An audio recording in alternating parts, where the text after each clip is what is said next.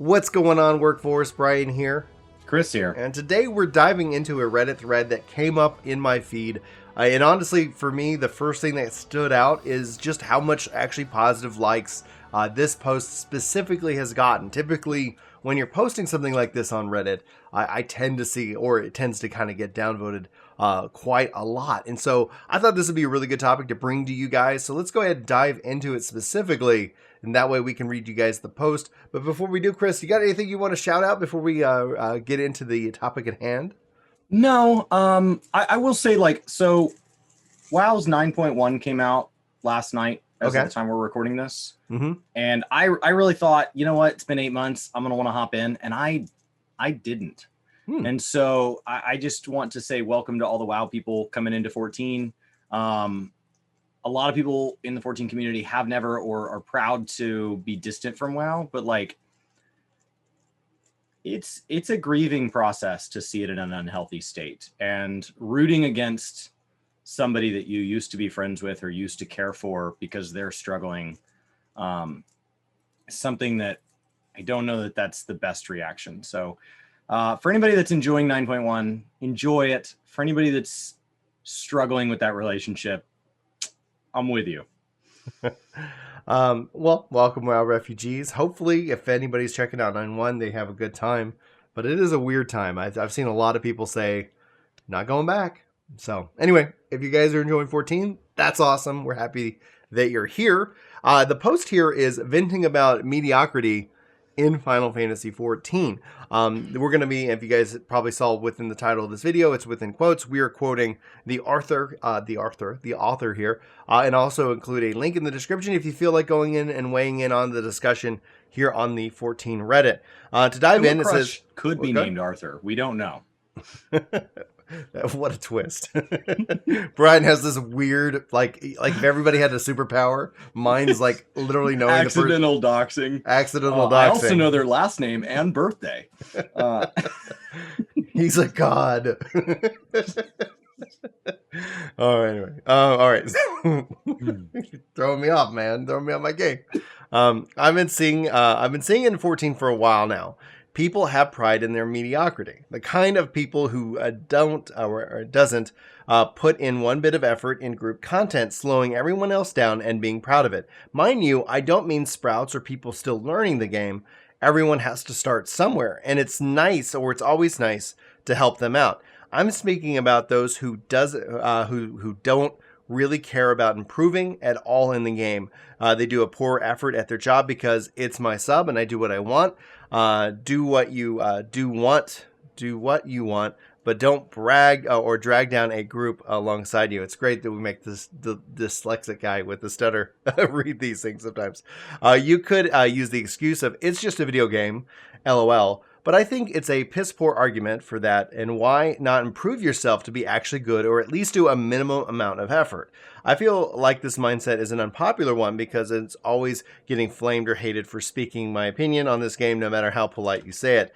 Anyways, I just wanted to see if there's other people who saw this as well. And honestly, that's the thing. Like when he talks about this kind of stuff, it's difficult to have some of these discussions on the internet because how somebody perceives it could be very or hyper negative naturally. But the fact that a lot of people seem to be at least upvoting it with a 67% upvote ratio really was what stood out to me. And I thought this would be a really good topic for you and I to kind of dive down this rabbit hole, because a part of me can relate to that aspect, because we've talked about it at length.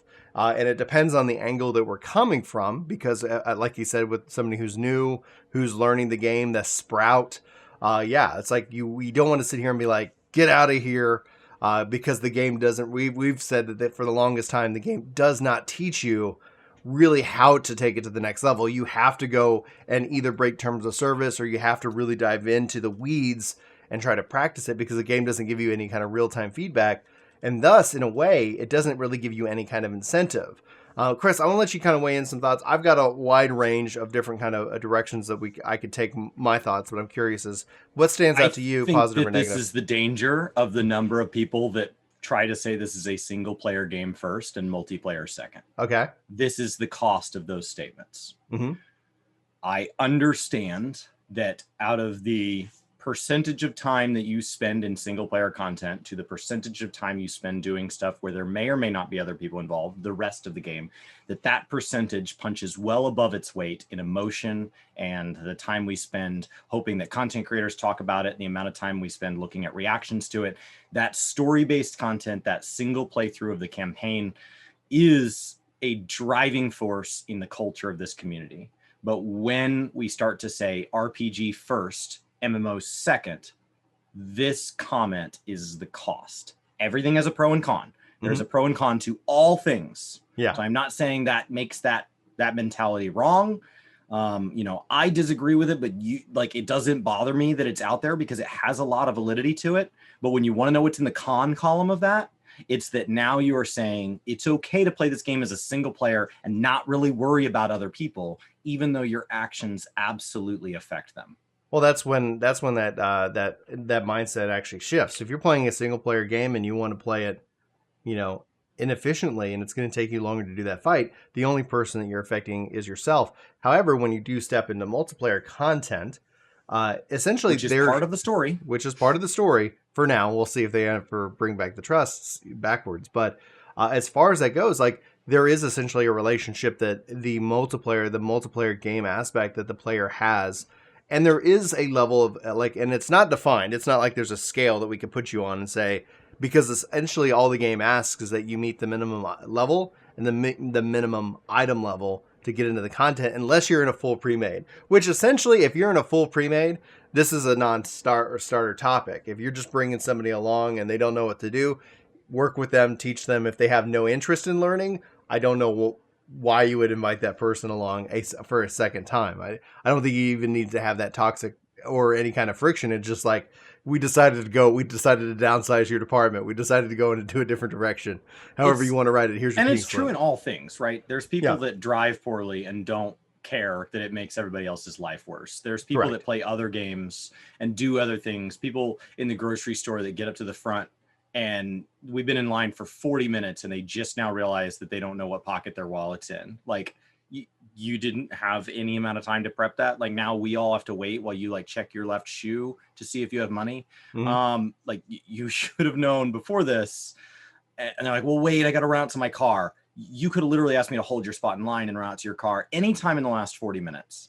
And so not respecting strangers' time is true in all parts of society. Yeah, and some people seem to do it as a lifestyle. Some people, it's just a moment. I've had moments where I accidentally just waste somebody else's time, and I feel bad for it. But the kindest thing I can do at that moment is get out of their way. Yeah. And so they may not see me apologize to them or any of that. They may be like, man, that guy's the worst. I've been the worst. I've been that guy.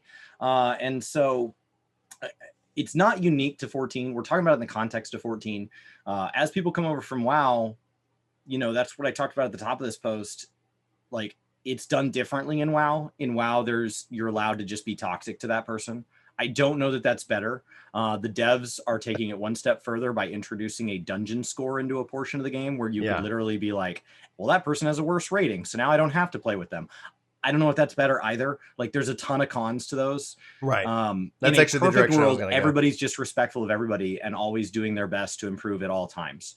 That's not ever going to exist. See, where you say this is the cost of the mindset of the single player game, which I still argue that Final Fantasy, if you're scared or if you're intimidated about this game, think of it like a standalone Final Fantasy game. There are some multiplayer components, but for the most part, Mediocrity will easily get you through those without any effort. The problem is that when you transition from you finished the story, well, the rest of the game is primarily multiplayer, which I think is a real strength of the game itself. But what I would say is that this is also kind of a cost. This is essentially kind of a fallout of our mindset of matchmaking, right? Because essentially, like you said, and I'm not going to sit here and propose system A to kind of resolve it, but it's the mindset that we've seen develop within the MMOs, especially in PvE content of I really don't need you, right? This is just the group, because I even saw chat say well, is this 1 in 10,000 people? It very well might be, but you will definitely feel it when your goals don't align with the person who got match made with you. My point earlier was if you're in a pre-made, this is a non-issue, right? This is literally okay, we're all here to get better and to work on this content together. We've already established that group itself, but this is essentially where you feel the mediocrity is when you go into a piece of content expecting that the other like people that you get matched with are also in the same mindset as you, and it's thus that you kind of have that divide. You feel that anytime that I've been matched with like certain people. It's like sometimes I'm like, we cleared that in 5 minutes. That was insane. That was so much fun. Everybody was topping the boards. Like even on my logs, I'm like, oh man, I played perfection. Like it was so much fun. And then sometimes it's like, well, that took 45 minutes. But I'm agreeing to that in the rules of rolling the dice. It's called a roulette. A roulette is a gamble. It's a gambling mechanic, and you never have a guarantee who you're going to get matched with. But that kind of ties into like, what is there? Is there a solution to this problem? Because there's no way in hell that you can go and just remove kind of that piece of content from the game. It has a massive amount of value for people who just want to get on and just want to play the game. And thus you, in a way, like, and I'm not saying this is the solution of some kind of matching system, right?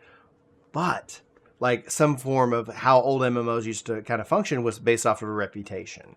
There was a reputation in which that you as a player, like good and bad, like, oh, I definitely want to play with that guy again. So anytime he's online or she's online, I'm going to reach out to them versus I played with that. And still to this day, it was a red mage in 11. And I'm like, I will never play with that individual. So where's the transition? Again.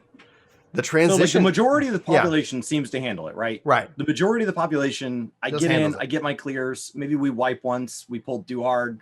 Especially like when I'm playing a job I'm not familiar with, I feel like, wow, that really went sideways and I didn't have the ability to recover. So if I was to go tank any leveling roulette on my warrior, I feel that like I could do fine even if literally half my party was AFK. But the moment you put me on like an Astro, I'm like, you pulled too hard. I don't know where my buttons are. Yeah. And so like it falls apart, and I'm definitely not able to be on the good side of the problem. Yeah. And so like, where's the transition? So we excuse sprouts, right? Learning. Right. You said I've welcomed people into the game, and because otherwise they weren't going to play, I've said, hey, one of the valid mindsets to come to this game is treat it as single player first. An hour or 2 hours in, they hit Sastasha, Tamtara, they're getting into those first dungeons. And you've told them mediocrity is acceptable. Just do your best and come in as a sprout. And you're now comfortable at that mediocre late, and you carry that through Tota Rock, you carry that through Hawk Manor, you still got your sprout on, you carry that through Stone Vigil, you still got your sprout on, but the rest of the party kind of makes it do, and they see your sprout icon. Hopefully it's not like right now where literally 3 or 4 people in the party all have a sprout, because that could be kind of fun too, though. Like just imagine like, hey, nobody here knows what's happening. You get to Armvale, yeah, you still got your sprout on, so I guess don't worry about it. I guess don't click the fruit. What are you gonna do? Single player game first. And so like, so we've excused that. We've given that a blanket permission to learn at your own pace, but the sprout doesn't wilt and die. It doesn't bloom into a big, beautiful returning flower prior to turning off. It just turns off. And so here we are at end game, and somebody's doing E9 normal, right, and has no idea what they're doing. No idea. Or is in Delibram and has no idea what they're doing, and they're dying over and over, or is in, Amnesis and Niter and can't keep up. Right. We're mad at that person. Great. We're not mad when that same person was a sprout who we told, I played every Final Fantasy game except for 14 online. Cool. Just play it like those games. Yeah. Okay. Where was that person told or taught or encouraged to make the transition if they were not willing to do it on their own? They weren't. And there's no way to go and make them change, because it's a cultural thing. Like, can you control another individual? You can think you can. There's systems in place that are illegal, in that regards. But like when it comes down to it, like that's one of the things I think that gives me an added advantage when I come into those situations as a parent.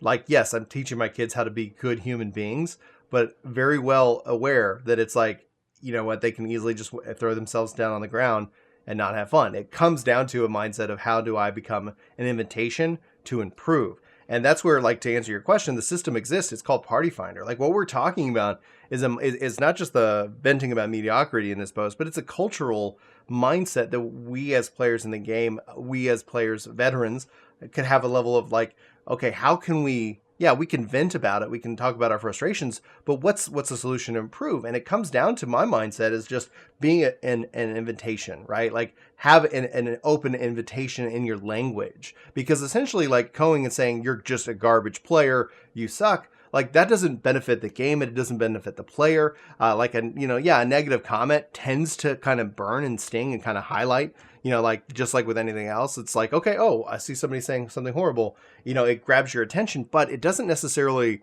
like give any kind of resolution. So it's like, I would say that like in this case, yeah, vent. It's fine to kind of vent those frustrations. We vented our frustrations last week because there was, obviously that stuff was going down. But I would say like at this point, like, okay, well, how do we do this? Well, here are the tools that we have. We've got Party Finder. We've got free companies. We've got the Novice Network.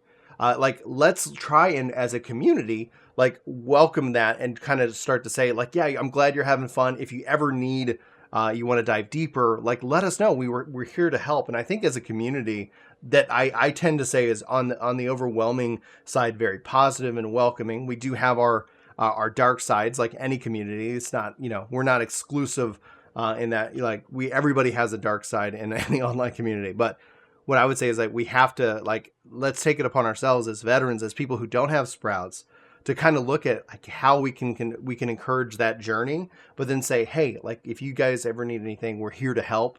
But Party Finder, I think, is the solution over Duty Finder. I think the venting comes into play where you get matched and you get that person who's like, this is my, like, you don't pay my sub, that toxic casual, because that is a mindset of, because there's elitists and there's also like casuals, and on the extreme ends, both can be just as bad, right? You can have that, right. Like, you don't pay my sub, I'm not here to learn, but then you're dragging everybody else down. Well, we've got Party Finder tools, and we don't have tools to sit here and like have a dungeon score, which I think is vastly concerning, because like at some point, sometimes you just want to play with your friends, or you're just like, okay, I didn't do my best. You don't want to always be like, I have to perform at the top tier of the game when I'm running this normal tier content, because I who knows, we'll see how that ultimately plays out with WoW. But yeah, I think the solution tends to be in our language system. So it's tied to your Savage Clears. Okay, so it's not like, okay, cool. Yeah, it's not judging you while you're doing world quests. Yeah, I was like, oh my god, like I'm always being judged. No. For some people, Mythic Plus is part of their chore list. Yeah. Okay, that's good to know. But I think it comes down to like, how can we as a community better invite that level without essentially, because like it's just going to shut it down. Like, you suck, your DPS sucks, like that toxic smart. Like, some people might respond to it, but I would say that the vast majority of people would just be like, oh, LOL, nice community, or whatever. It's like, oh, it's like, yeah, how do we bridge it? And I think it comes down to kind of that active mindset. Like, I'm not going to sit here and make you a better player with just a couple of tips, but if we can connect and we can then try to invite you along to get more invested in the community, then I think essentially all of a sudden, once you feel like you have a stake in the game and in its community, then naturally, or at least my assumption is that naturally all of a sudden you're like, well, how can I make it better for everybody else? I think essentially there is this part of the majority of people. There's assholes everywhere in the world. Can't fix them, but that's just my thought. You got any final thoughts on this one? No, I will say, like,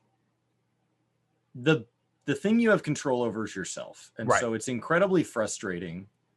There's been plenty of times in the last 6 months as I spend more time in games and more time in content creation where I'm exposed to more of the good and more of the bad in all communities. And so that's, as I try to widen my view, as I try to spend time in more streams and more Discords and more Reddits to broaden my perspective, not all of that is a positive experience. Right. And the one thing I can control is me. And so it takes me back to, as kind of as a joking way to respond to it, is there is a Preach Drama Time episode. Drama Time doesn't just cover WoW, it also covers 14. So it's worth going and watching, but it comes from a WoW creator named Preach Gaming. And Mike was reading a story from somebody who, it was like a friend's daughter that was like 8 or whatever. And she was just not wanting to get better at all. And like when she got new gear, she was deciding if it was prettier than hers and throwing it in the trash. So she got like some incredible drop, and he watched her just like delete it because it wasn't better. Looking to like this, she's like, I don't like that staff, and just deleted it like from the game, just gone. And so there's this whole journey through this. And he wondered why the groups were getting the clear. And what he watched when he watched her play is people were like, I wonder if we can clear with her. Mm-hmm. Like, I wonder if even with somebody, I wonder with a healer that just holy spams and doesn't heal, can we clear? Can we still do this? Because I would say for like Matoya's Relict and Pagelthan, the answer is yes. Yeah. So go do it. I have a true story off this. Yeah. Disconnected right after that. My healer disconnected from one, and the group goes, well, let's just go. And we just went, and like, yeah, I can't pull as hard, but as a tank, like I have enough self-sustain. I can clear Pagelthan without a healer. Yeah. And so, yeah, I don't know. It was just an interesting. It just reminded me of that here's a true story with me. I was playing with Julie before she got like kind of bullied out of the game, and she was playing Dark Knight and wanted to learn the Dark Knight, and her gear was fine. Like it was plenty good item level to get in, but it wasn't top tier. Had a healer come in, happened to be a scholar, which actually helped us out, who refused to heal her because she did not have the best gear possible for that level range. And he's like, we're just not going to get the clear. It's impossible. Her gear's not good enough for us to get the clear.